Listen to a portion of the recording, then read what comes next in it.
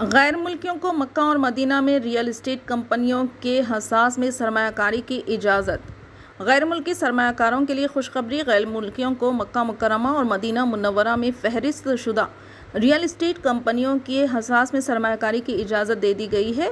سبق web site کے مطابق کیپٹل مارکیٹ اتھارٹی نے اس کے لیے ضوابط مقرر کیے ہیں، جن پر پیر سے عمل درآمد شروع ہو گیا ہے۔ مکہ مکرمہ اور مدینہ منورہ میں ریئل اسٹیٹ کمپنیوں کے حساس میں سرمایہ کاری کی اجازت دینا سعودی عرب کی اقتصادی حکمت عملی کا حصہ ہے، جس کے تحت غیر ملکی سرمایہ کاری کو فروغ دینے اور ریئل اسٹیٹ کے شعبے کو مزید مستحکم کرنے کے لیے کیا گیا ہے۔ فیصلے سے سعودی عرب کی ترقیاتی منصوبوں اور بالخصوص مقدس شہروں میں ریئل اسٹیٹ کی ترقی کو مزید رفتار ملے گی۔ یہ فیصلہ 2030 وژن کا ایک اہم حصہ ہے، جو غیر ملکی سرمایہ کاری کو ملک میں لانے، معیشت کو متنوع بنانے اور ترقیاتی سرگرمیوں کو بڑھانے پر زور دیتا ہے۔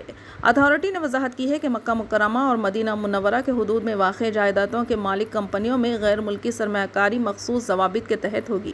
ان ضوابط کے مطابق غیر ملکی سرمایہ کاروں کو سعودی کمپنیوں کے شیئرز میں سرمایہ کاری کرنے کی اجازت ہوگی، جو سعودی مالیاتی مارکیٹ میں درج ہے، یا ان کمپنیوں کے شیئرز میں تبدیل ہونے والے قرض کے آلات یا دونوں میں سرمایہ کاری کی جا سکتی ہے۔